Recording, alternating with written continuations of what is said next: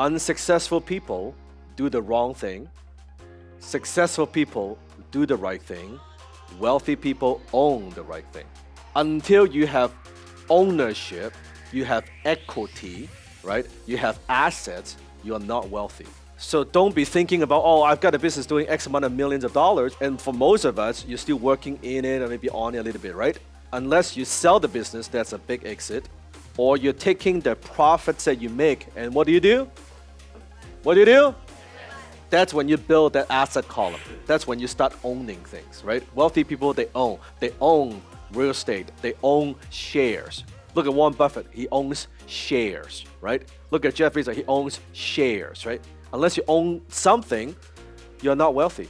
I don't care if, oh, I'm a business doing whatever, 8 million, 7 million. Doesn't matter. Because your business could be doing $10 million a year, right? And then it's after all said and done, expenses, taxes, and all that, you're pocketing X. It's very easy to fall in the trap. High income, underinvested. And then you work your business for 3, 4, 5, 10, 15 years. How many sacrifice for your business, right? And then something happens. We've all seen it. Could be something like COVID. It wipes you out because throughout this period of time, you didn't take money out to put into this, some sort of investment. And it's very, very sad because think about it, all of us, right, for some, you're very young, but for all of us, that 10, 15, 20s, you're building your business, as you get older, you cannot go as hard. How many agree with that, right? You cannot work the same pace as you were in your 30s when you're 50s, man. Forget it. In my 20s, I can work on a computer 24 hours, not problem. Now I sit in front of the computer 3 years, like my back is like I need to take a walk. You know, I'm like I need to stretch a little bit. I don't feel good. I can't do that. Like my eyes like, oh man, right? I need my sleep. Right? In my 20s, I can do 3 nights, all-nighters, not a problem. Now, one night, I don't get a good enough sleep. It's not, you know, how many know what I'm talking about? I cannot be the only one, right? So what does that mean? We need to be wiser. What is it? More intelligent with our money. No, I'm building my business, but damn, I'm taking money out. Because the purpose of business is to serve you. I want to take money out. I'm taking money out. I'm taking money out. And you can put money like Sharon into real estate, into whatever, right? Whatever that you choose. By the way, I'm not talking about putting in money on some Bitcoin, right? Putting some solid investments, right? Not to speculate. So your first goal, wherever you are, is to make $1 million in revenue. That's the first goal, right? To get in the game. That's your goal. So for some, you're doing a few $100,000, that's the first goal. Once you hit that, your next goal is how do you turn my top line into bottom line? That's my top line. How can I make it a bottom line? How can I profit $1 million? That's the stage. Because you don't want to get to, oh yeah, I'm making $3 million a year, so what? What's your bottom line? Oh, it's 200,000. You, right? That's not good. That's not good. Profit. Then you want to invest. Once you hit, I'm profiting $1 million. Okay, let's invest $1 million. Invest the capital. The way I see it, until you invest, that's not yours. So for some, you're making good money. If I look at your financial, what do you have in assets? Your asset column looks like a poor person. Your business is doing well, but you got nothing. You own nothing. Once you've done that, you go back. Well, let's double that. Turn my top line to the bottom line, profit $2 million. Once I've done that, can I invest $2 million? Oh, I've done that. Oh, can you do 4? 4, 4, 8, 8, 8. That's the game you play for the rest of your life. Right? That's the game you play. And I love what Sharon said about business is an excuse to scale yourself. That's what it is. Because you can't be doing that if you don't up-level who you are. You don't shift your identity and become a better who, right?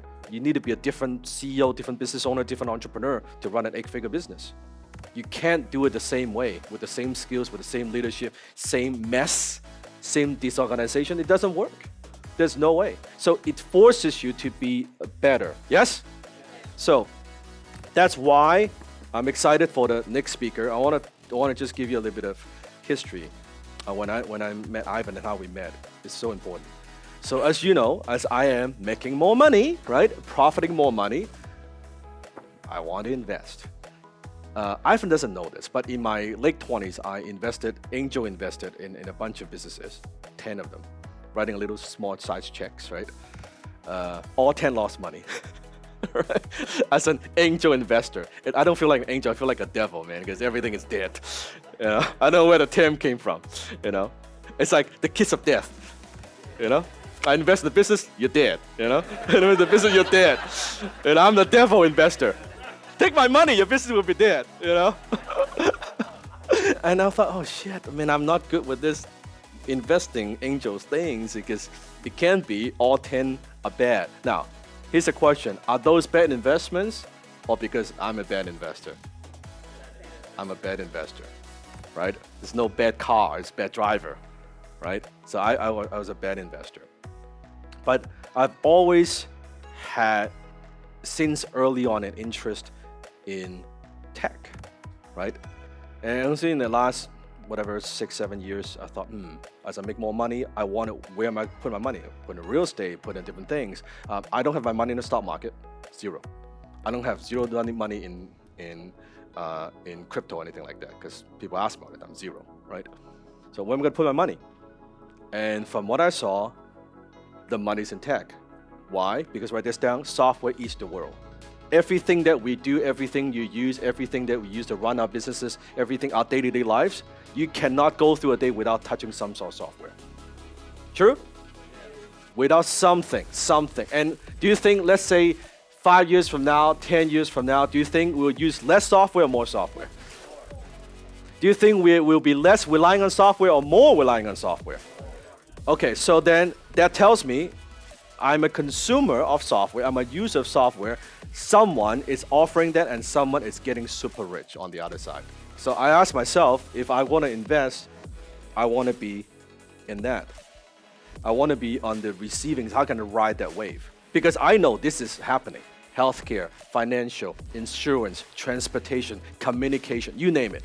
Across all construction, all sectors. Every single sector that's out there. I'm like, I want to be in it. It's like I go to Vegas, I got some chips. You know, little chips I've accumulated. I want to play. Can I play, right? Oh, you can't play. What do you mean I can't play? I'm here. I got some chips. Pretty good chips. Can I play? No, we don't. We don't let people play. What the? What do you mean we don't let people play? No, we don't let people play. It's like the, you know, when you go to Vegas, those VIP room kind of thing, right? Like, no, we don't let people play. Why don't you let me play? Oh, you're not one of us. I got some money. Doesn't matter. You're not one of us. You didn't go to the proper school, right? You didn't go to Harvard or Ivy League or Stanford, like, right? I went to the freaking Douglas College here, so, you know, school is nothing famous, and I'm not from tech. So what you're telling me is, you gotta understand, like, the way I'm thinking, right? So I cannot invest because I am not part of the group. I'm part of the club. That's correct. I cannot invest because I'm not part of the club. And I'm not part of the club because you don't allow me to invest. Do you understand the logic of it? Right? So I cannot invest because you don't let me in. But how can I invest? You don't let me in. It doesn't make any sense. Well, that's how it works. And I was pissed. So as I do a little bit more due diligence and research, I found out, and what you learn from Ivan, all these tech companies that you see, the stuff that we use, right? A lot of software, it's owned by a tiny group of people. It's much smaller than you think. They make all the money. They are the one who invest in all these same companies that we all use. I'm like, no wonder they're so wealthy. And it's not like, hey, I want to buy some shares of Microsoft. No, I'm not talking about that. And it's not open to the public. It's like a ultra private club. I'm like, how do I do this? And through different people, different introductions, I met Ivan. And when I met Ivan, he was so generous, and I was very humble. I said, hey, Ivan, can you kind of just teach me how this world of venture capital works, right? And Ivan has been, like, in the past, like at university for many years. He has many people calling him up, asking for advice, but not many people I think he could share. Can you actually teach me how this works, kind of A to Z? And he was kind of coaching me for a number of almost 6 months. And we share, and I share with him my vision and what we do. And then later on, we just clicked and said, hey, you know, maybe we could do something. Maybe we could also kind of disrupt the venture capital world a bit. Because I'm thinking, what if I can take, if it's like, hey, it's a closed door community, a private club, and what if we can open up like a little door, right? What if we can open it up to the world and to my clients, to my mentees, like what would that look like? And we just started brainstorming, and I thought, oh, this is something special, right? And that's how Dragon X Capital is born, right? And you see, for some who've had the privilege to kind of last night to listen to Ivan, he's a walking encyclopedia on venture capital. Like, no joke, no joke, no joke, no joke. And you will see why. And one thing I respect and admire him so much as a partner, right? And I still call him a mentor. He said, no, it's just partner. It's like I see him as a mentor. Is first of all, you have to understand, Dragon, the ones who are doing it, they are not teaching it. It makes no sense for them to teach it because it creates competition.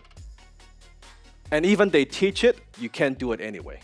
It's a closed door club. It makes no sense.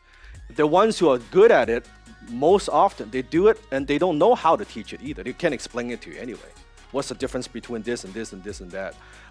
And Ivan, he can do it. He has almost 4 decades of experience, plus he can teach it. He's a phenomenal teacher. So please stand up, give a big, warm welcome to Ivan Nichols!